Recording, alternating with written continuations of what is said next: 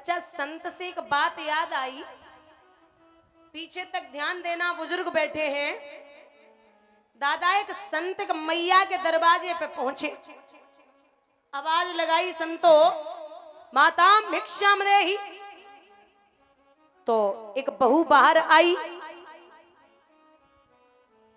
बहू ने जवाब दो, महाराज लो दक्षिणा भिक्षा जो भी चाहिए ले जाओ। महात्मा को देख के बहू बोली कि महाराज एक बात पूछे। हाँ पूछो। बोले आपको इतनी जल्दी क्या थी? महात्मा जी बोले डर लग रहा था। जब बात बहू के ससुर खड़े खड़े सुन रहे, बोले एक तो द्वारे आओ महात्मा जा से बात नहीं करने हती, अब कर ले तो जो कौन सो सवाल है कितनी जल्दी का हती। वहां तो ससुर नाई बोले। थोड़ी देर के बाद महात्मा ने बहू से सवाल कियो कि बेटी एक बात पूछिए। महाराज एक बात बताइए। बहू से पूछ रहे कि बेटी तेरी उम्र कितनी है? तो बहू की उम्र थी लगभग 24 साल की। बहू हाथ जोड़ के बोली महाराज हमारी उम्र है 7 वर्ष की। ससुर बोले इतना झूठ कौन बोलता भैया, 24 साल की खड़ी 7 बताई रही है। बोले पति है घर में? पति बोले है ना। पति की उम्र कितनी है? बोले 5 साल की। ससुर बोले पागल हो गई है क्या? सास है घर में? सास बोले है ना। सास की उम्र कितनी है? बोले 2.5 साल। कितनी? 2.5 साल। अब बोले 45 साल की बुढ़िया को 2.5 साल की बता रही, जाकी बुद्धि खराब है। अब आखिरी सवाल पूछा बहू से कि जे बता बिटिया तेरे घर में ससुर हैं, उनकी उम्र कितनी? बहू हाथ जोड़ के बोली महाराज बे तो अबे पैदा ही ना है भाई, बे तो अबे पैदा ही ना है भाई। ससुराग बबूला है गए, बोले हमारे लला के संगे ब्याह करके आई, हमें ही बता रही हमें ही पैदा ना है भाई। महात्मा चले गए। ससुर ने सुबह ही सुबह पंचायत बुलाई, बिटिया के मायके पक्ष के ससुराल पक्ष के सब बिठाए लिए। जवाब दो, हमें ऐसी बहू नहीं रखनी। क्यों? अरे जब पल पल पे जवाब देती हो और उल्टे सीधे जवाब देती है, महात्मा द्वारे पे आ जाएं तो कैसे सवाल करती है? बहू बोली ऐसो कौन सा सवाल हो जवाब है गयो? बोले सबसे पहली बात तूने महात्मा से ये क्यों पूछा कि इतनी जल्दी क्या थी? तो बहू बोली पिताजी जो शिक्षित परिवार है वो अपने बच्चों को पढ़ा लिखा के कम से कम 25-30 साल के उम्र में अपने बच्चों की शादियां कर रहे, और महात्मा की उम्र थी 18 साल की।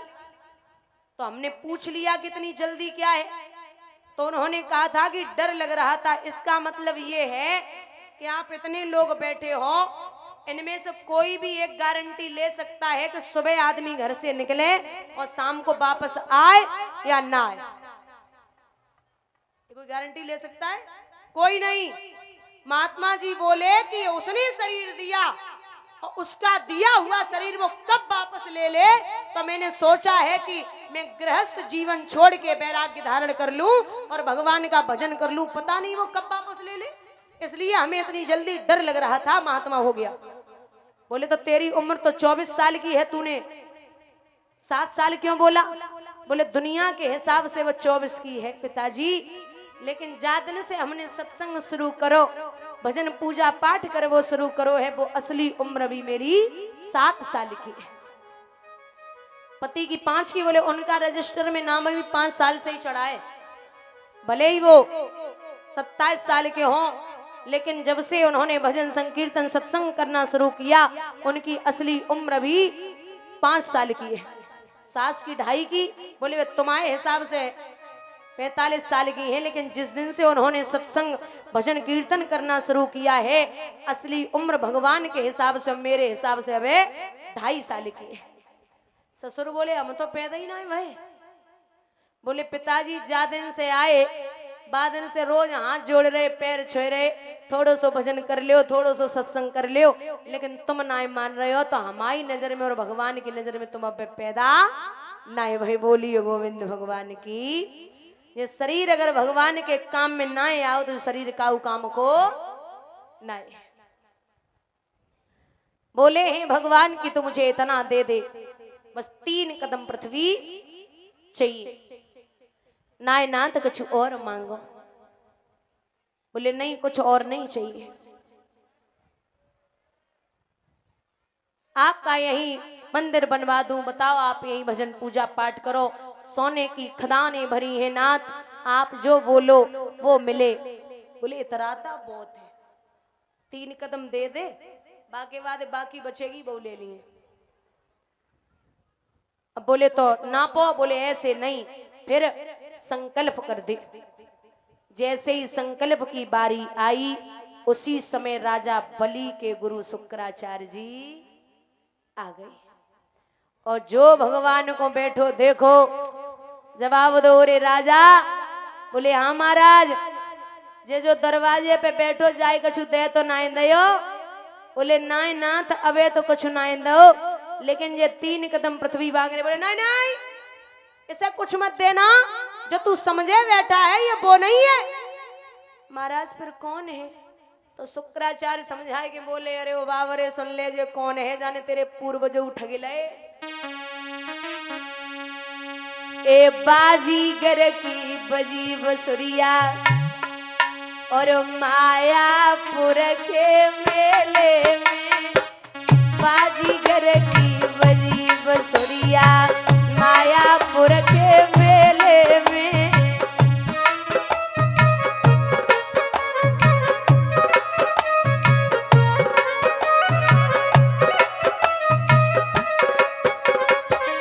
ए राजा कौन है ये? ए माटी को एक भूत बनायो, बाके अंदर स्वयं समायो। इसने एक इंसान रूपी पुतला बना दिया, उसके अंदर स्वयं ही समाहित हो गया। अरे ऐसो गुड़यल वेले में, बाजीगर की बजी बसुरिया।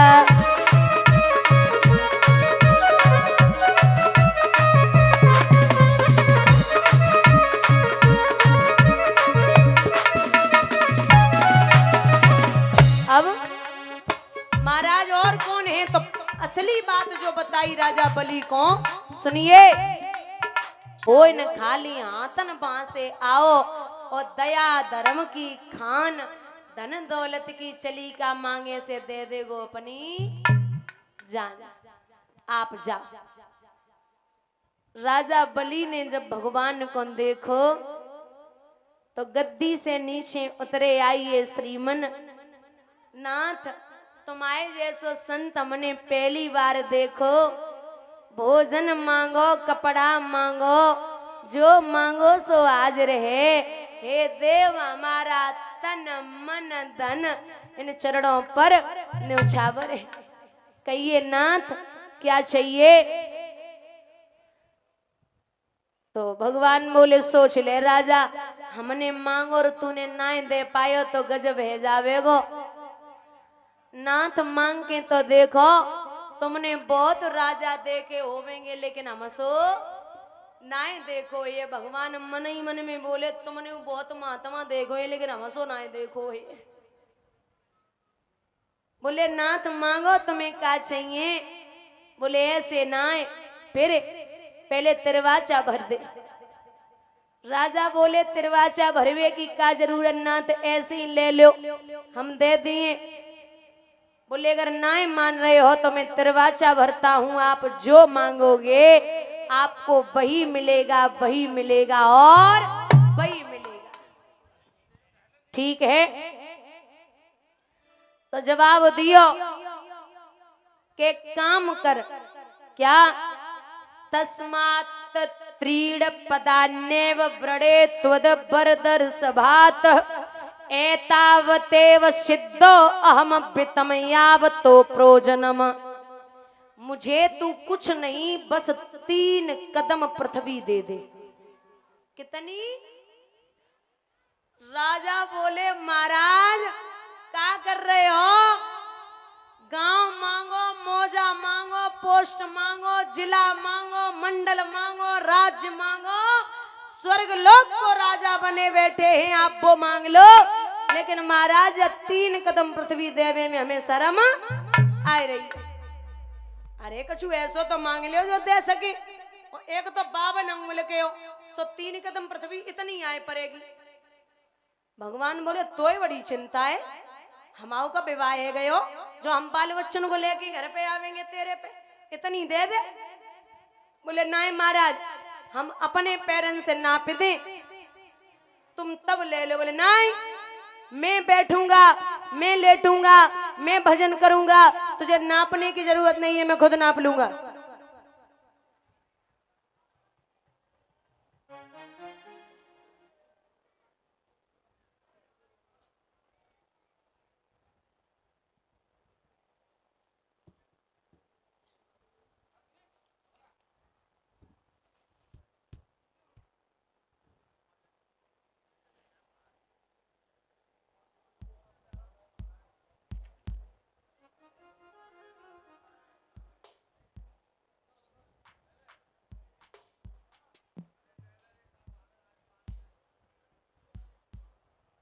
महाराज, संत जो असली होता है ना, संत उतना ही मांगेगा जितना उसके लिए पर्याप्त होगा। संत जो होता है, संत उतना ही मांगता है जिसमें गुजर बसर हो जाए। तो बोले इतना ही चाहिए। बोले ठीक है।